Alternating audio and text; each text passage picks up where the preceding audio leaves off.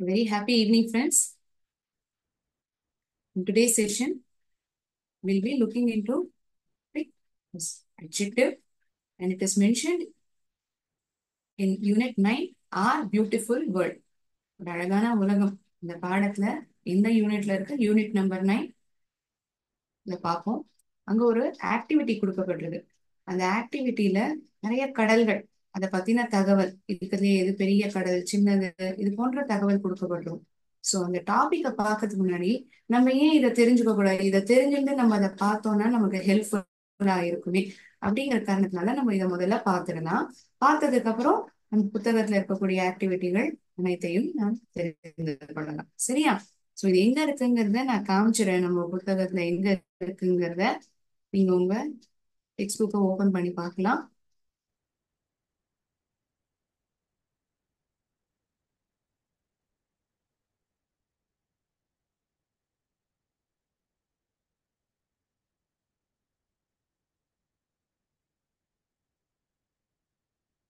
Screen விசிபிளா இருக்கா?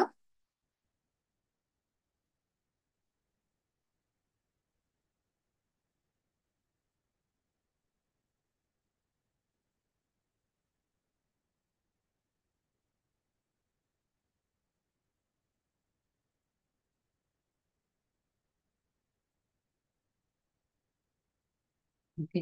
இந்த oceans தான் முடிஞ்சதுக்கு அப்புறம் இந்த டாபிக் ஆனது சொல்லப்பட்டிருக்கும். ஆக்டிவிட்டி 12, 13 இது எல்லாமே இது சம்பந்தமாக தான் இருக்கும்.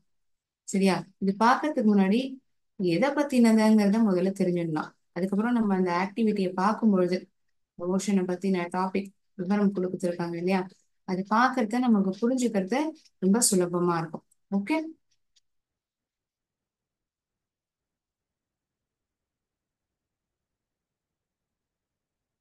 நான் இங்க என்ன எழுதியிருக்கேன்? அட்ஜெக்டிவ்ஸ்னு எழுதியிருக்கேன். அட்ஜெக்டிவ்னா என்ன ma'am? Word that describes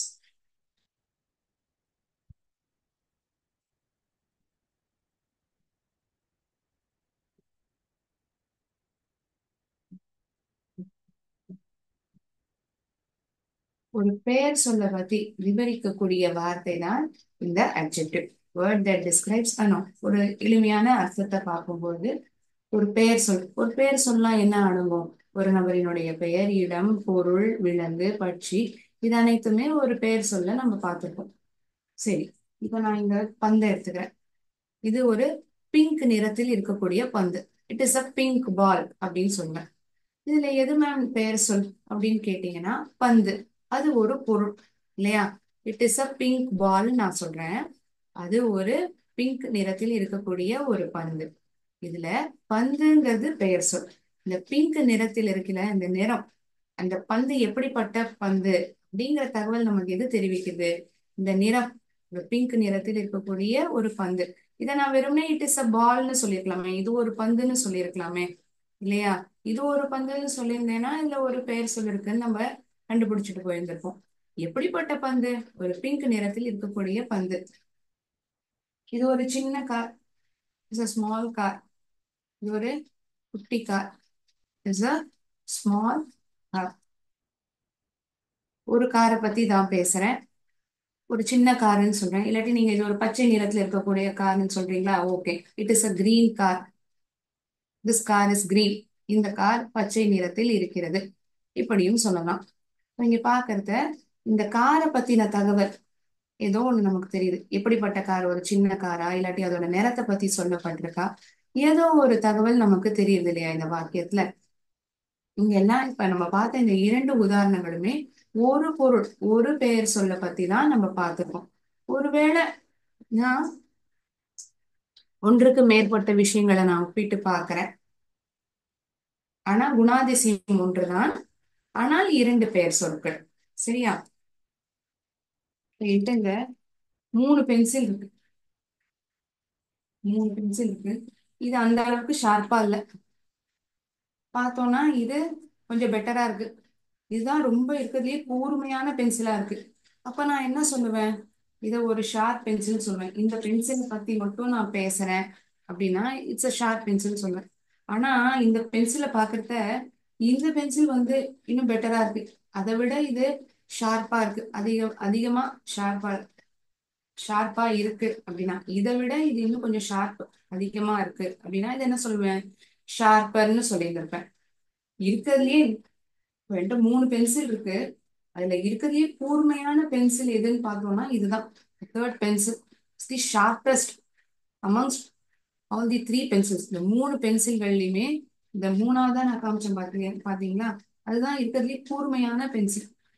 so இதெல்லாம் நம்ம பாக்கறத நம்ம என்ன புரிஞ்சுக்கிறோம்? நம்ம என்ன புரிஞ்சுக்கிறோம்னா, நான் முதல் உதாரணம் இந்த பந்து, கார் காமிச்சேன் இல்லையா, அதுல எல்லாத்துலயுமே ஒரு பொருள், அது எப்படிப்பட்ட ஒரு பொருள், அந்த பொருளை பத்தின தகவல் நமக்கு தெரியுது. இதுவே நான் இந்த 2 பென்சில் எடுத்துக்கிறேன். இந்த 2 பென்சில் எடுத்துக்கிட்டு பொருள் ஒண்ணுதான், பென்சில் தான். அதுல இருக்கக்கூடிய குவாலிட்டி என்ன? 2 டிஃப்ரெண்ட் கைண்ட்ஸ் ஆஃப் பென்சில். ஒண்ணு சின்னதா இருக்கு, கொஞ்சம் பெருசா இருக்கு. சரி, அது எனக்கு முக்கியம் இல்ல. இந்த இடத்துல இது எது கூர்மையா அதிகமா இருக்கு? இதை விட இது கூர்மையா இருக்குன்னு சொல்றேன். அப்புறம் மொத்தம் 3 பென்சில் நம்ம எடுத்துக்கிறோம்னா, இந்த மூணாவதா இருக்கக்கூடிய பென்சில் தான் அதிகமான கூர்மை உடையது அப்படின்னு நான் சொல்லலாம். It is a sharp pencil சொல்வேன். Pencil B is sharper than pencil A. Pencil C is the sharpest amongst all the 3 pencils. இந்த 3 பென்சில்லையுமே பார்க்கறத இந்த ரொம்ப கூர்மையாக இருக்கக்கூடிய பென்சிலா இருக்கு அப்படின்னு சொல்லுவேன். ஸோ ஒரு பொருளை பத்தி நான் பேசுறேன், அப்புறமா நான் 2 பொருளை பத்தி, 2 பெயர் சொற்களை பத்தி பேசுறேன். அப்புறம் இருக்கிற எல்லா பெயர் சொற்களையும் ஒன்றுதான் நான் சிறந்தது அப்படிங்கிறத சொல்றேன். அத மூணாவதா. சோ அதெல்லாம் வந்து நம்ம என்னன்னு கண்டுபிடிப்போம்.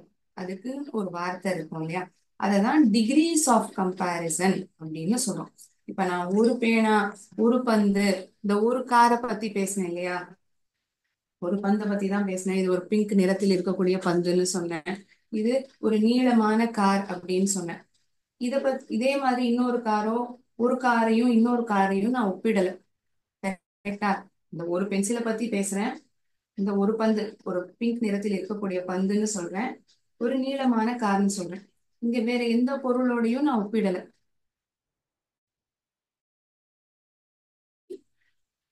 டிஸ்கஸ். இந்த பாசிட்டிவ் டிகிரி ஆஃப் கம்பேரிசன்ல இது நடக்கும். வேற எந்த ஒரு பெயர் சொல்லுடன் நாம் ஒப்பிட மாட்டோம். அந்த பெயர் சொல்லினுடைய குணாதிசயமானது தெரிவிக்கப்பட்டிருக்கும்.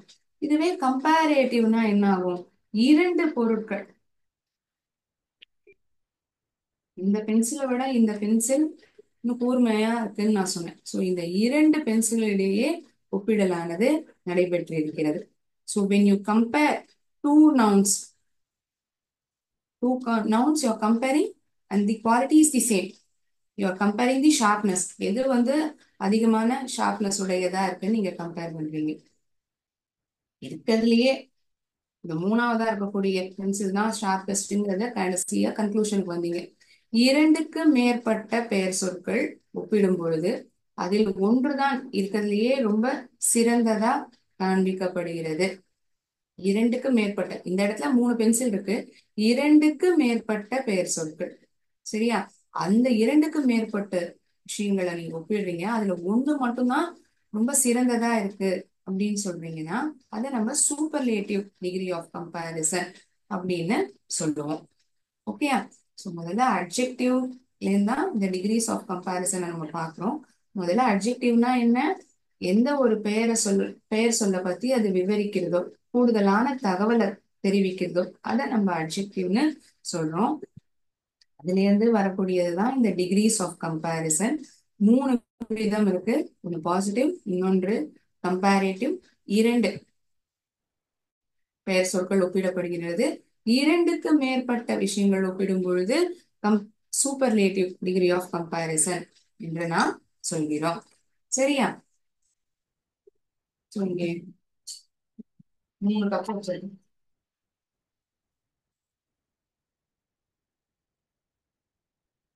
நல்லா இது ஒரு சின்ன கப். இந்த கப்பை விட இது இன்னும் குட்டியா இருக்கு. இது இருக்கிறதுலயே சின்னதா இருக்கு. Small, smaller, smallest. இருக்கிறதுலயே சின்னதா இருக்கக்கூடிய cup. You're comparing the quality. மூணுமே கப்பு தான். எது இருக்கிறதுலயே சின்னது அப்படின்னு சொல்றீங்க? It is a small cup. நான் வெறும் கப்புன்னு சொல்லல, இட் இஸ் அ கப்னு சொல்லியிருந்தேன்னா இங்க அட்ஜெக்டிவே கிடையாது. It is a small cup அப்படின்னு சொல்றேன். அப்புறம் நான் என்ன சொல்றேன்?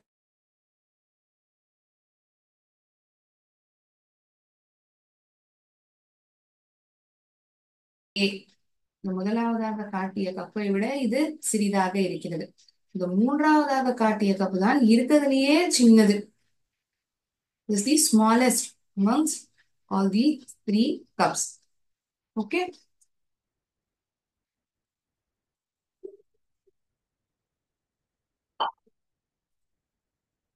சரி. ஒவ்வொன்றையும் நம்ம விவரமா பார்க்கலாம். எப்படி நம்ம ஐடென்டிஃபை பண்றது? கம்பேரேட்டிவ்னா நம்ம எப்படி வார்த்தைகளை பயன்படுத்துவோம்? ஸோ ஒரு பொருளை பத்தி பேசப்படுறது, அதோடைய குணாதிசயம்னா பாசிட்டிவ்னு இப்போ வரைக்கும் புரிஞ்சுருக்கோங்க. இப்ப கம்பேரேட்டிவ்னா இந்த மாதிரி எல்லாம் வரும். You see as well. Okay.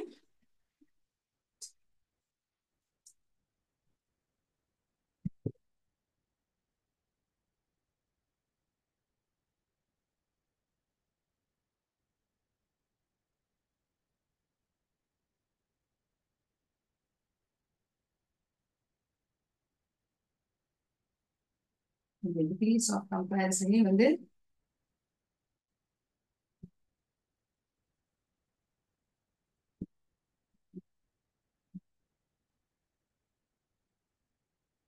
is used to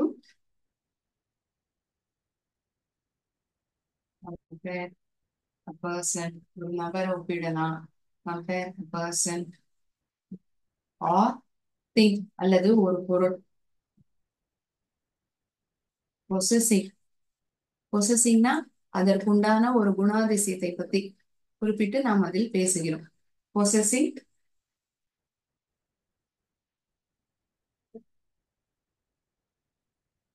same quality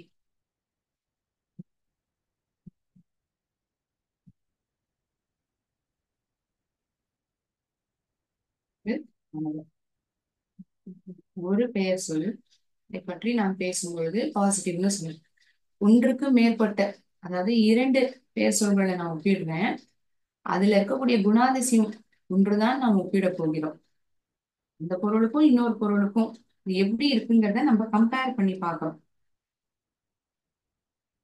So this degree of comparison is related to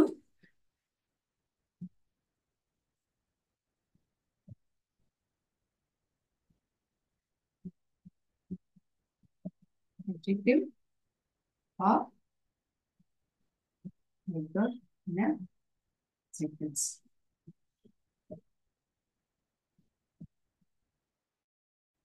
இந்த டிகிரிஸ் ஆஃப் கம்பேரிசன் வாக்கியத்தில் இருக்கக்கூடிய அட்ஜெக்டிவ் அல்லது அட்வர்பை பொறுத்துதான் நான் தீர்மானிக்கிறோம்.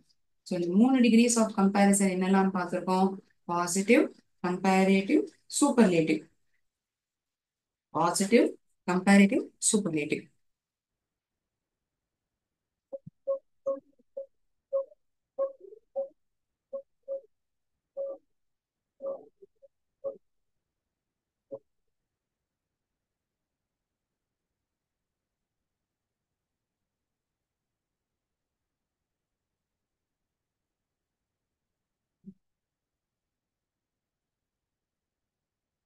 It is the original form.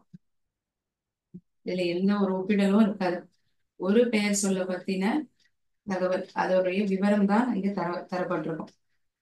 The original form of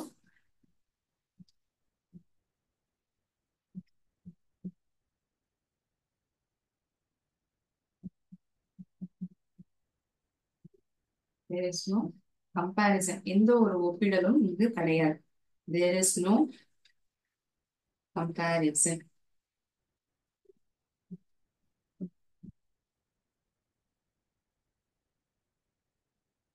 வார்த்தைகளா பார்த்தோம்னா, வாக்கியத்துல பார்த்தோம்னா the positive degree, Leena is happy.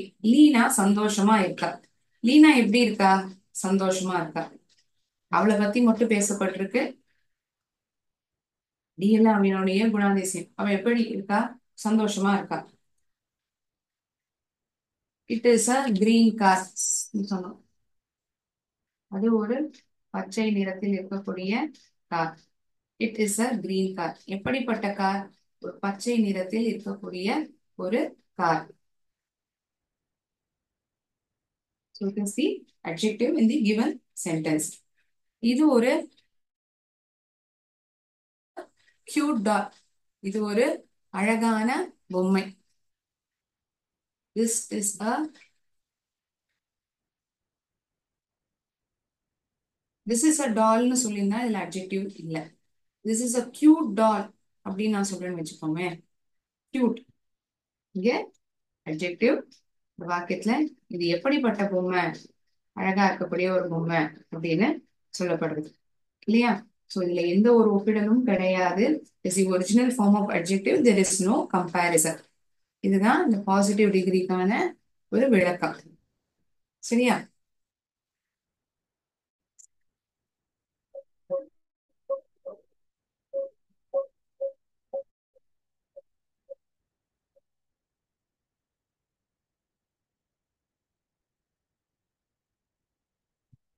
இந்த டிகிரிஸ் ஆஃப் கம்பேரிசன் கொஞ்சம் வாஸ்டான டாபிக் தான். ஓகே, ஒரு 2 கிளாஸ் நம்ம எடுத்துப்போம் இதை ஃபுல்லா புரிஞ்சுக்கிறதுக்கு. Comparative degree.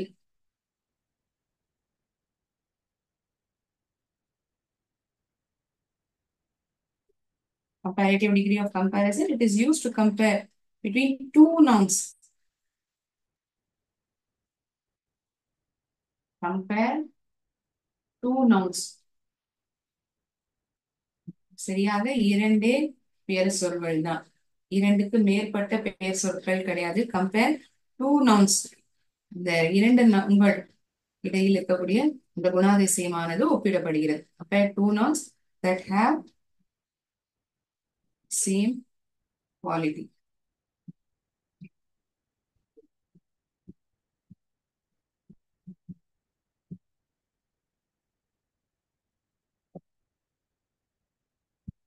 நான் என்னுடைய சகோதரனை விட உயரமாக இருக்கிறேன். நான் சகோதரன், இரண்டு நபர்கள் இருக்கிறார்கள் இல்லையா இந்த வாக்கியத்துல. ஐ ஆம் dollar.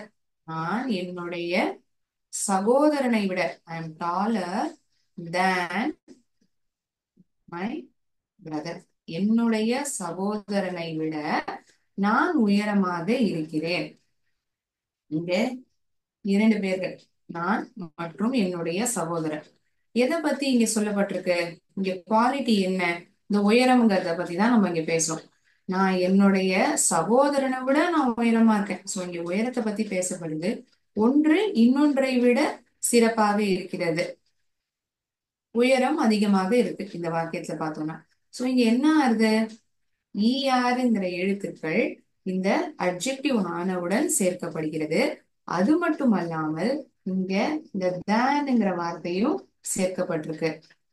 You observe that whenever we are writing comparative form of comparison, comparative degree of comparison, there are two nouns. இரண்டு பெயர் சொற்கள் இருக்கும்.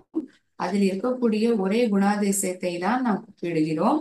அதில் ஒன்றை விட இன்னொன்று சிறந்தது, ஒன்றை விட இன்னொன்று குறைந்தது. அந்த கம்பாரிசனை பொறுத்து. சோ நான் என்னுடைய சகோதரனை விட நான் உயரமா இருக்கேன்னு சொல்றேன். அப்ப நான் என்ன சொல்லுவேன்? இந்த அட்ஜெக்டிவோட, இந்த அட்ஜெக்டிவ்னோட இஆர் அப்படிங்கிற எழுத்துக்களை சேர்த்துப்பேன். அந்த அட்ஜெக்டிவ் ஆனதுக்கு அப்புறம் இந்த தேன்ங்கிற கன்ஜங்ஷனையும் சேர்த்துப்பேன். சரியா? இஆருங்கிற எழுத்துக்கள் சேர்க்கப்படுறது, தேன்ங்கிற கன்ஜங்ஷனும் உபயோகிக்கப்படுது. அப்படின்னா நான் கம்பேரேட்டிவ் டிகிரி ஆஃப் கம்பேரிசன்ல எல்லா அட்ஜெக்டிவ்னோடையும் இஆர் தான் சேர்த்துப்பேன்னா கிடையாது. சில வார்த்தைகள் சில வார்த்தைகளில் தான் நாம் இஆர் சேர்த்துக் கொள்வோம். சில வார்த்தைகளில் மோர் என்னக்கூடிய வார்த்தை அதற்கு அந்த அட்ஜெக்டிவ்க்கு முன்பாக நாம் சேர்த்திருக்கோம். பியூட்டிஃபுல் அப்படின்னு இருக்குன்னு வச்சுக்கோமே வார்த்தை. மோர் பியூட்டிஃபுல் அப்படிங்கிற வார்த்தை தான் நம்ம கம்பேரேட்டிவ் டிகிரி ஆஃப் கம்பேரிசன்ல பயன்படுத்துவோம். சோ எந்தெந்த வார்த்தைகளுக்கு நம்ம இந்த இஆர் சேர்ப்போம், மோருங்கிற வார்த்தையை சேர்ப்போங்கிறதையும் நம்ம பார்க்கலாம்.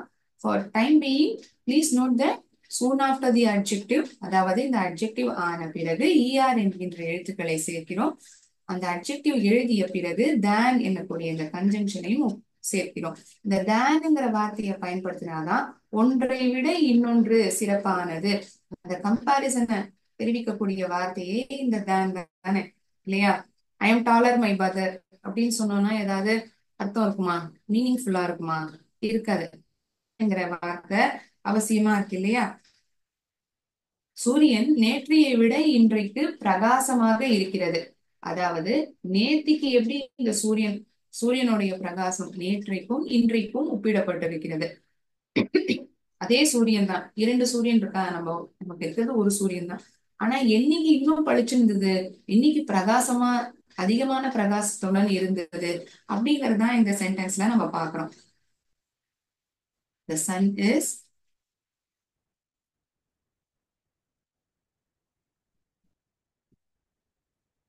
brighter than sun is brighter than yesterday. நேற்றையை விட இன்றைக்கு சூரியன் பிரகாசமாக இருக்கிறது. சூரியன் எதை பத்தி பேசப்படுகிறது? சூரியனை பத்தி பேசப்படுகிறது. சூரியனுடைய என்ன குணாதிசயமானது இங்க சொல்லப்படுகிறது? அதனுடைய பிரகாசத்தன்மை, பிரைட். இதுதான் அட்ஜெக்டிவ். நேற்றையை விட இன்றைக்கு பிரகாசமாக இருக்கிறது என்பதைதான் நாம் இதில் புரிந்து கொள்வோம். இஸ் பிரைட்டர் தென் எஸ்டர்டே, நேற்றையை விட பிரகாசமாக இருக்கிறது.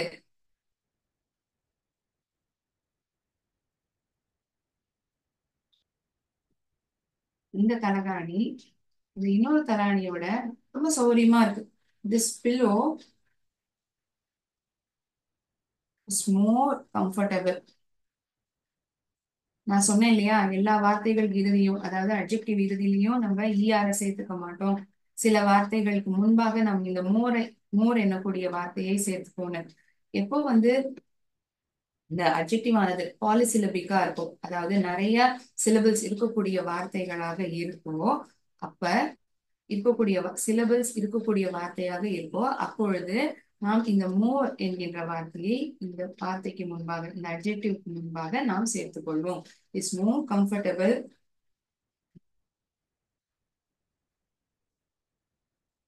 than the other pillow. இந்த இன்னொரு தலானியோட இந்த தலானி ரொம்ப சௌகரியமா இருக்கு, அதை விட இது சௌகரியமாக இருக்கு.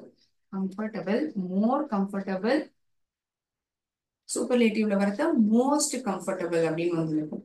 இப்ப இங்க டாலர்னு எழுதியிருக்கோம் இல்லையா, நான் தான் இருக்கிறதுலயே உயரமானவன் என் குடும்பத்திலேயே அப்படின்னா டாலஸ்ட்னு சொல்லியிருந்திருப்பேன். பிரைட்டஸ்ட், பிரைட் பாசிட்டிவ்லயும், பிரைட்டர்ங்கிறது கம்பேரேட்டிவ்லயும், பிரைட்டஸ்ட்ங்கிற வார்த்தை சூப்பர்லேட்டிவ்லயும் நம்ம உபயோகிக்கிறோம். So comparative degree compares two nouns that have the same quality. ஒரே குணாதிசயத்தை தான் ஒப்பிடுகிறது. இரண்டு பெயர் சொற்களானது ஒப்பிடப்படுகிறது. இந்த இரண்டாவது உதாரணத்துல பார்த்தோம்னா ஒரு சூரியன் தான், நேற்றைக்கு எப்படி இருந்தது, இன்னைக்கு எப்படி இருந்தது, நேற்றையை விட இன்றைக்கு பிரகாசமாக இருக்கிறது என்பதை நாம் புரிந்து கொள்ளலாம்.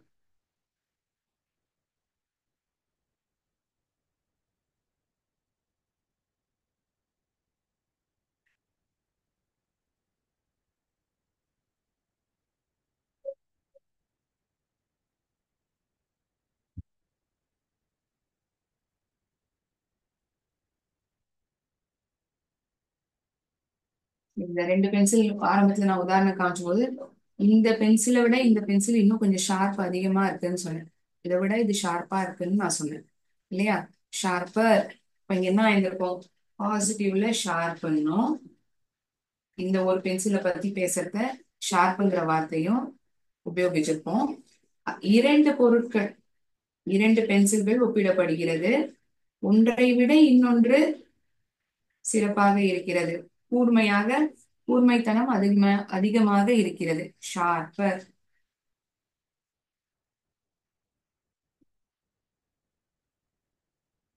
இருக்கிறதுலே இதுதான் ரொம்ப அதிகமான கூர்மை உடையது அப்படிங்கிற பொழுது இது சூப்பர்லேட்டிவ். அப்ப என்ன ஆகும், ஷார்பஸ்ட் அப்படிங்கிற வார்த்தை பயன்படுத்தியிருப்போம்.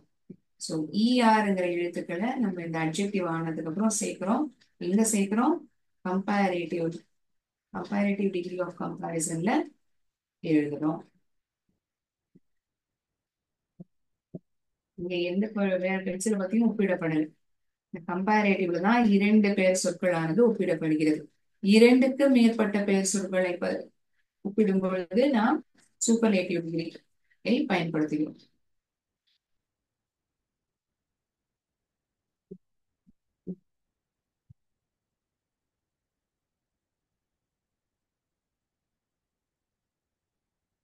இப்போ கடைசியா நம்ம பார்க்க போது இந்த சூப்பர்லேட்டிவ். இந்த சூப்பர்லேட்டிவ் டிகிரி ஆஃப் கம்பேரிசன்ங்கிறது என்ன? It is the highest degree of comparison.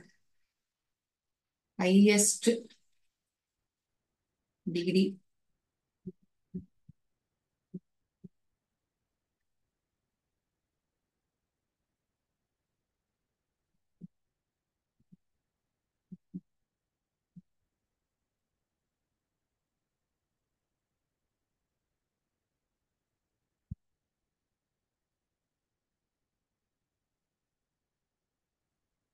nouns being compared.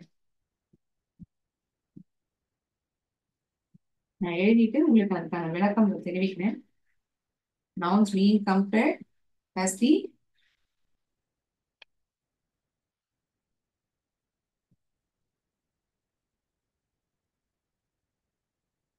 greatest or least degree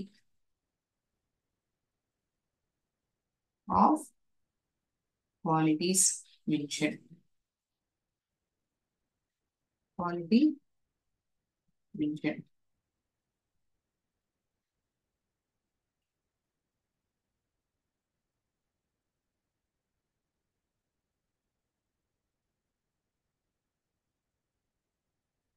இந்த கப்பினுடைய உதாரணமே நம்ம எடுத்துனாலும் இந்த 3 கப்பு இருக்குன்னு சொன்னீங்க இல்லையா? 3 கப்புன்னு சொன்னேன். நவுன்ஸ் பீயிங் கம்பேர்ட், இங்க கப்புகள் தான் ஒப்பிடப்படுகிறது.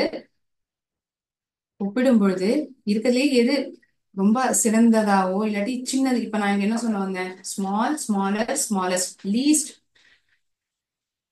quality, least degree of quality mentioned. So it either compares the greatest or least degree of quality it is mentioned. Quality வந்து is small, smallest, so it's the least degree of the quality mentioned. இந்த கப்பை வந்து small இன்னும்,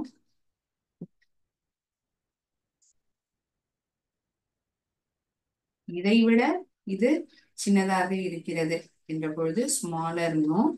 இந்த 3வது கப்புக்கு நம்ம என்ன எழுதியிருக்கோம்? ஸ்மாலஸ்ட்.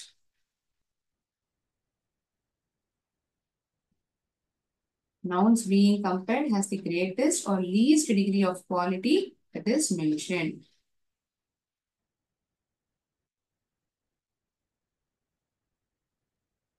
இங்க ஷார்ப்னஸ் பத்தி கம்பேர் பண்ணப்பட்டது. Sharp, sharper, sharpest.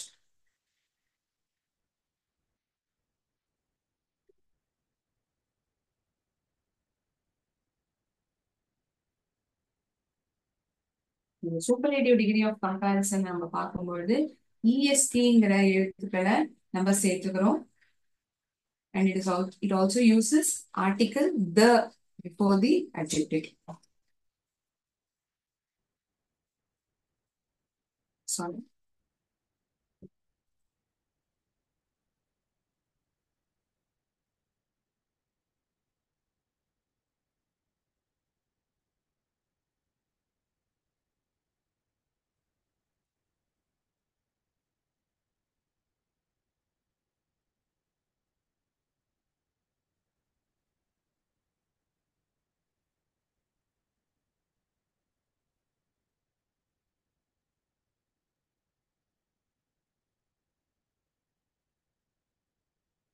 Class A Sanjana தான் உயரமான பெண்.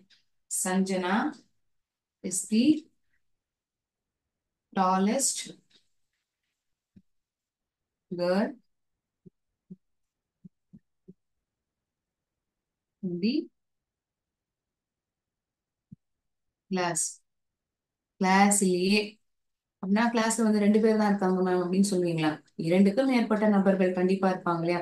உங்க கிளாஸ் ஸ்டூடெண்ட்ஸ் வந்து ஒரு 30 பேர் இருக்கான்னு வச்சுக்கோங்க. இந்த 30 பேர்லயே சஞ்சனா தான் இருக்கிறதுலயே உயரமான பொண்ணு. 2க்கும் மேற்பட்ட நபர்கள் ஒப்பிடப்பட்டிருக்கிறார்கள். அதிலும் உங்க கிளாஸ்லயே எடுத்துட்ட பொழுது சஞ்சனா தான் இருக்கிறதுலயே உயரமான பொண்ணுங்கிறதையும் நீங்க கண்டுபிடிச்சிருக்கீங்க. So, இங்க இந்த உயரம் இதுதான் நீங்க குவாலிட்டி இத பத்தி தான் சொல்லப்பட்டிருக்கு. Sanjana is the tallest girl in the class. இங்க பார்த்தோம்னா இந்த அட்ஜெக்டிவான டால் அதற்கு பிறகு இஎஸ்டி என்ற எழுத்துக்களை நாம் சேர்க்கிறோம். இந்த இஎஸ்டிங்கிற எழுத்துக்கள் இந்த சூப்பர்லேட்டிவ் டிகிரி ஆஃப் கம்பேரிசன்ல நம்ம பயன்படுத்துவோம்.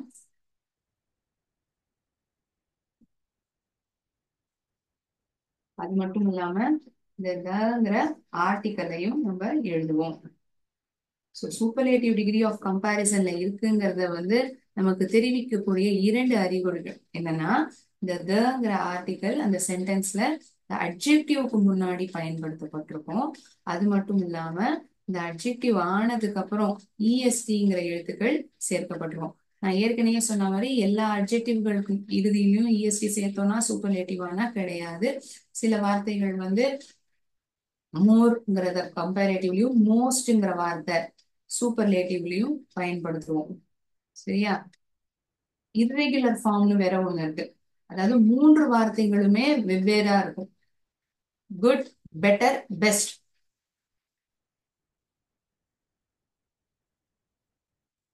அதை பார்த்தோம்னா குட்டுங்கிறத பாசிட்டிவ்லயும், பெட்டருங்கிறது கம்பேரேட்டிவ்லயும், பெஸ்ட்ங்கிற வார்த்தை சூப்பர்லேட்டிவ்லயும் பயன்படுத்துறோம். இங்க பார்த்தோம்னா இஆர்ங்கிற எழுத்துக்களும் சேர்க்கப்படல, மோர், மோஸ்ட் எதுவுமே சேர்க்கப்படல. அதை வந்து இர்ரெகுலர் ஃபார்ம்னு சொல்லுவோம். நான் ஏற்கனவே சொன்ன மாதிரி இந்த டிகிரிஸ் ஆஃப் கம்பேரிசன்ங்கிறது ஒரு வாஸ்ட் டாபிக். நம்ம இன்னியோடைய கிளாஸுக்கு இந்த இஎஸ்டி சேர்க்கக்கூடிய வார்த்தைகளை நம்ம பார்ப்போம். அதற்குண்டான உதாரணங்கள் நான் நிறைய டிஸ்கஸ் பண்றேன். அடுத்த செஷன்ல வந்து எந்த வார்த்தைகளுக்கு நம்ம இந்த மோர், மோஸ்ட் சேர்ப்போம், 3 வார்த்தைகளுமே வெவ்வேறு விதமா இருக்குன்னு சொன்னோம் இல்லையா? அதுக்கான உதாரணங்கள் அதெல்லாமும் நம்ம பார்க்கலாம். சரியா? as of now, remember that in superlative degree of comparison we prefix it with the article the. soon after the adjective we add est. estங்கிற எழுத்துக்கள் இந்த adjective ஆன பிறகு சேர்க்கணும். இந்த adjectiveக்கு முன்பாக நாம் the எனக்கூடிய ஆர்டிக்கலை சேர்க்கிறோம்.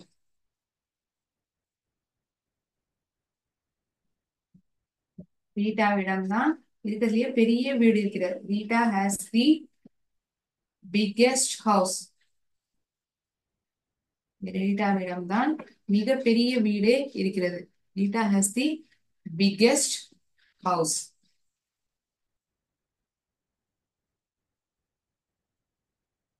இங்க பார்த்தோம்னா ஒரு ஜி அடிஷ்னலா சேர்க்கப்பட்டிருக்கிறத நம்ம பார்ப்போம் இல்லையா? ஏன் மேம் பிஐஜி இஎஸ்டின்னு சேர்க்கல, ஏன் இன்னொரு ஜி வேற எடுத்திருக்கீங்க?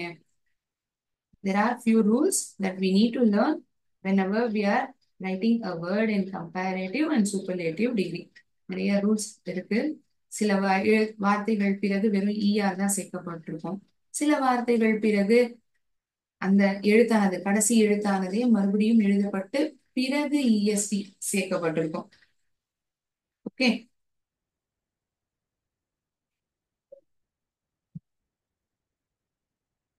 எல்லாத்தையுமே நம்ம இன் டீட்டெயிலாகவும் பார்க்கலாம். ஓகே,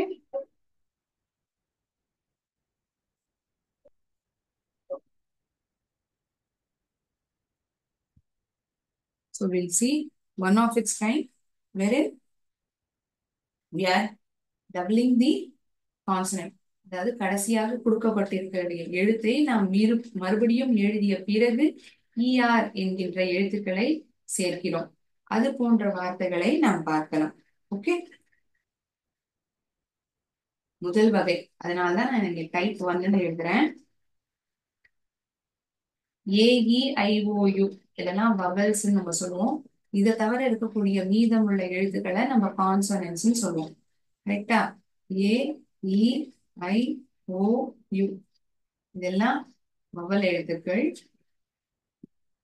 மீதமுள்ள 21 எழுத்துக்கள் B C D, F, G, இந்த ஏஇஐஓ தவிர இருக்கக்கூடிய மீதமுள்ள எழுத்துக்களை நம்ம என்னன்னு சொல்றோம்? கான்சனன்ட்ஸ்ன்னு சொல்றோம். ஸோ இப்ப நான் இதை ஏன் மேம் இந்த இடத்துல சொல்றீங்க, இதை ஏன் நான் இப்ப சொல்றேன்னா, இப்ப இந்த biggest Rita has the biggest ஹவுஸ்ன்னு சொன்னேன். அப்ப அந்த பிக்கெஸ்ட்ங்கிற வார்த்தை வரும்போது பிஐஜிஇஎஸ்டிங்கிறது எழுதாம பிஐஜிஜிஇஎஸ்டின்னு எழுதினேன். ஸோ ஏன் நான் இன்னொரு ஜிஎஸ் சேர்த்துக்கிறேன்? அதை தெரிவிக்கிறதுக்காக தான் இப்ப நான் இப்ப இதை உங்களுக்கு சொல்லி புரிய வைக்க போறேன். So we are doubling the consonant. அதாவது இந்த கான்சனன்ட் எழுத்தை மீண்டும் ஒரு முறை நாம் எழுதுகிறோம். அதன் பிறகு இஆரை சேர்க்கிறோம் கம்பேரேட்டிவில். சரியா? டபுளிங். டபுளிங்னா மீண்டும் ஒரு முறை அந்த எழுத்தை சேர்க்கிறோம். டபுளிங் தி ஃபைனல் கான்சனன்ட், கடைசியாக எழுதப்பட்டிருக்கக்கூடிய இந்த கான்சனன்ட் எழுத்துக்கள். இந்த வார்த்தை முடியுது இல்லையா? இந்த பிக்ங்கிற வார்த்தை எழுதினேன். இந்த வார்த்தை எந்த எழுத்துல முடிஞ்சிருக்கு? ஜிங்கிற எழுத்துல முடிஞ்சிருக்கு. இந்த ஜிய நான் மறுபடியும் எழுதுறேன். அதுதான் doubling. Doubling the final consonant அப்படின்னு சொல்றேன். Doubling the final consonant.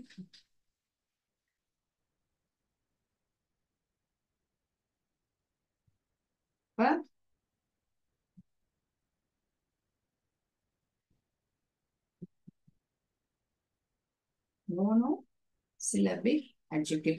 புதுசு புதுசா இருக்கே மேம் வார்த்தை, புரியல. நான் புரிய வைக்கிறேன். Give me some time. Monosyllabic adjective. And we are adding ER. என்ன சேர்க்கிறோம்? அந்த எழுத்தையே மீண்டும் ஒரு முறை சேர்த்து இந்த கான்சனன்ட் எழுத்துடன் முடிந்திருக்கக்கூடிய இந்த வார்த்தையில் இந்த கான்சனன்ட்டையே மீண்டும் ஒரு முறை நாம் எழுதிய பிறகு இஆரை சேர்க்கிறோம். இந்த மோனோசிலபிக் வேர்டுன்னு சொல்றீங்களே மேம், இந்த மோனோசிலபிக் வேர்டுனா என்ன? இப்ப இந்த பிக்ங்கிற வார்த்தை எடுத்துட்டோம். இதுல நம்ம பார்த்தோம்னா எத்தனை வவல்ஸ் இருக்கு? ஒரு வவல் தான் இருக்கு இல்லையா?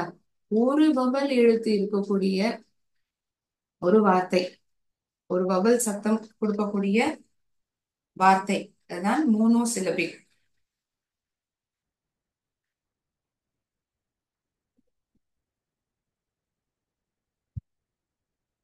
Doubling the final consonant of a monosyllabic adjective, adding ER.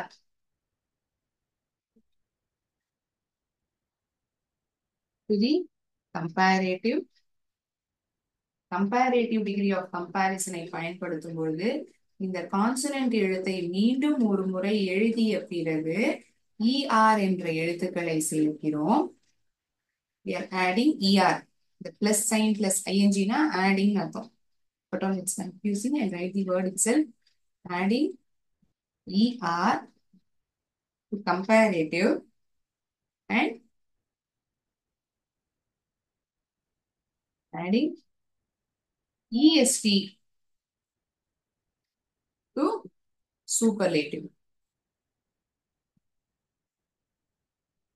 அப்படின்னா இந்த வார்த்தை இங்க என்ன ஆயிருந்திருக்கும்? பிக்கெஸ்ட். பிக்ங்கிறது ஒரு மோனோசிலபிக் வேர்ட். ஜி ஒரு கான்சனன்ட் எழுத்துடன் முடிவடைந்திருக்கு. அதனால நம்ம மீண்டும் ஒரு முறை அந்த கான்சனன்ட்டை எழுதுகிறோம். அதன் பிறகு இஆர் என்கின்ற எழுத்துக்களை கம்பேரேட்டிவ் டிகிரி ஆஃப் கம்பேரிசனுக்கு பயன்படுத்துகிறோம். இதுவே நாம் சூப்பர்லேட்டிவில் எழுத வேண்டும் என்றால் பிக் இந்த வார்த்தையை எழுதிய பிறகு மீண்டும் ஒரு முறை இந்த கான்சனன்ட் எழுத்தை எழுதுவோம். கடைசியாக இஎஸ்டி என்கின்ற எழுத்துக்களை சேர்த்துக் கொள்வோம். இது எங்க சேர்த்துப்போம்? சூப்பர்லேட்டிவ் டிகிரி ஆஃப் கம்பேரிசனுக்கு நம்ம பயன்படுத்துவோம். கம்பேரேட்டிவ்ல ஞாபகம் வச்சுக்கோங்க குழந்தைலாம், இஆர்ங்கிற எழுத்துக்களை சேர்க்கிறோம். அது மட்டும் இல்லாம டேன்ங்கிற கன்ஜங்ஷனை சேர்த்துக்கிறோம். இப்ப நம்ம முதலாவது பார்க்கக்கூடிய இந்த டைப் ஒன்ல என்ன ஆகுது?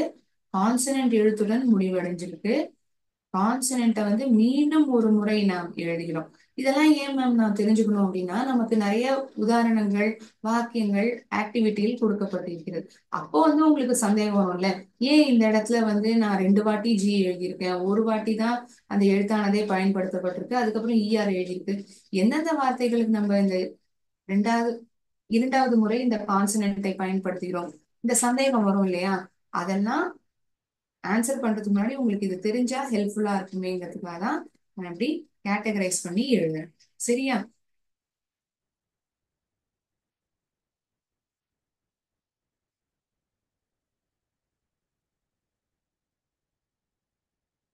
Big, bigger, biggest. இது போன்ற வேற என்ன வார்த்தைகள் இருக்கு? Fat. Again it is a monosyllabic adjective. ஒரே ஒரு வவல் சத்தம் இருக்கக்கூடிய ஒரு வார்த்தை. இதை நான் கம்பேரேட்டிவில் எழுத வேண்டும் என்றால் என்ன ஆகும்? டி என்பது ஒரு கான்சனன்ட் எழுத்து. அந்த கான்சனன்ட் எழுத்தை மீண்டும் ஒரு முறை நான் சேர்ப்பேன். அதன் பிறகு இஆர் என்ற எழுத்துக்கள் எழுதப்பட்டிருக்கும். சூப்பர்லேட்டிவில் இஎஸ்டி. ஃபேட், ஃபேட்டர், ஃபேட்டஸ்ட். மீண்டும் ஒரு முறை இந்த கான்சனன்ட் எழுத்தை சேர்த்துக் கொள்வோம். That is why it is written doubling. Doublingனா மீண்டும் ஒரு முறை அந்த கான்சனன்ட் எழுத்தானது எழுதப்பட்டிருக்கிறது. ஒரு முறை இந்த வார்த்தையிலே எழுதப்பட்டிருக்கு. அந்த வார்த்தையில் இருக்கக்கூடிய இந்த கான்சனன்ட் எழுத்தை மீண்டும் ஒரு முறை ஏன் எழுதுகிறோம் என்றால் இது ஒரு monosyllabic word.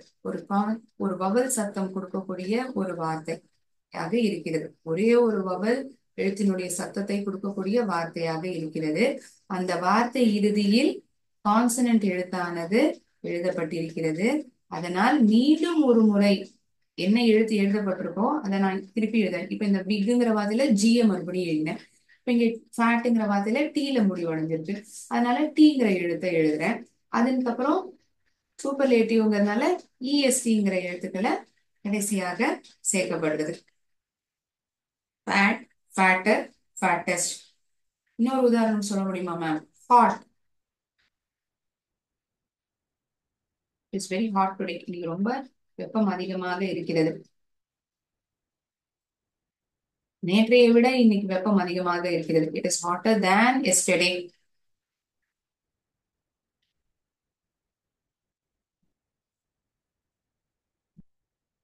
Today is the hottest day in the month. இன்றைய மாதத்திலேயே இன்னைக்குதான் ரொம்பவே வெப்பம் அதிகமான நாள்னா அது இன்னைக்குதான் ஹாட்டஸ்ட் டே. ஸோ இங்க பார்த்தோம்னா ஒரு சிலபிள் மோனோசிலபிக் அட்ஜெக்டிவ் கான்சனன்ட் எழுத்துடன் முடிவடைந்திருக்கிறது. அதாவது ஏஇஐஓயு தவிர இருக்கக்கூடிய மீதமுள்ள எழுத்துக்களை கான்சனன்ட்னு சொல்றோம். அதையே மீண்டும் ஒரு முறை எழுதிய பிறகு இஆர்ங்கிற எழுத்துக்களை கம்பேரேட்டிவ் டிகிரிக்கு உபயோகிக்கிறோம்.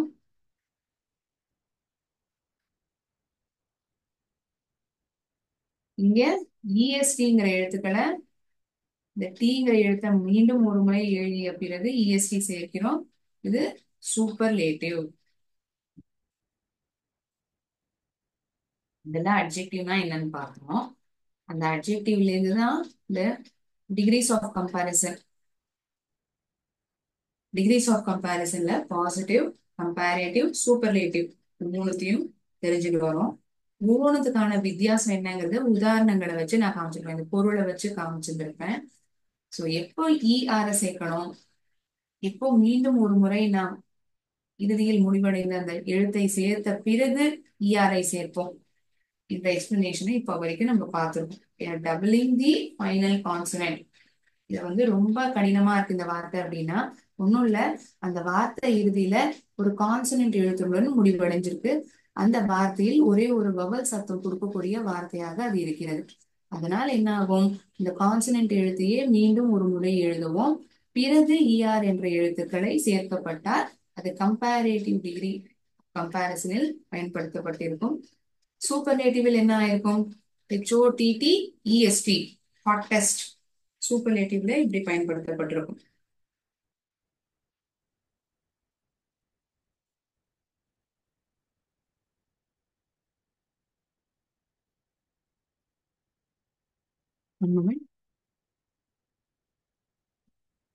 கம்பேரேட்டிவ் டிகிரிக்கு ஒரு 2-3 கேள்விகள் நம்ம பார்ப்போம். சரியா?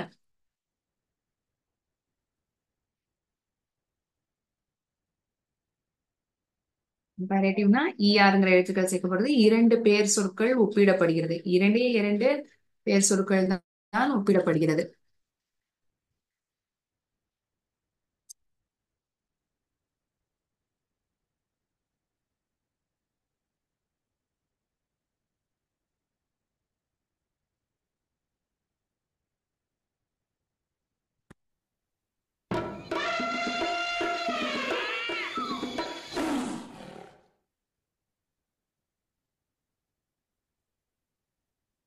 Love is dash than money. Love is more important. பணத்தை விட நேசம் அதுதான் மிக முக்கியம். Sananda is dash than Sumita. Sananda Sumita விட ஒல்லியாக இருக்கிறாள். அவளை விட இவள் ஒல்லியாக இருக்கிறாள். Thinner thin thinner. Beena is dash than Teena. Beena டீனாவை விட அழகாக இருக்கிறாள். அவளை விட இவள் அழகாக இருக்கிறாள். More beautiful. Apples are dash than chips. Apple பழங்கள் சிப்ஸை விட ஆரோக்கியத்தனமாக தனம் கொடுக்கக்கூடியவை. Healthier than chips. Ravi is dash than Suresh. அவனை விட இவன் புத்திசாலி. அவனை விட இரண்டு நபர்கள். Is cleverer than Ravi. by mistake. So is cleverer than Suresh. ஒன்றை விட இன்னொன்று சிறப்பாக இருக்கிறது. கிளாஸ் ஒரு ஷார்ட் ஸ்டோரியோட நான் முடிச்சுக்கிறேன். I'll stop the session with a small motivational story.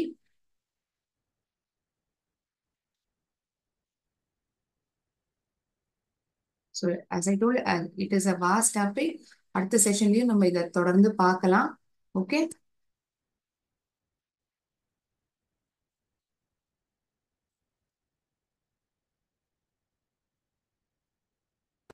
I'll just take a minute more.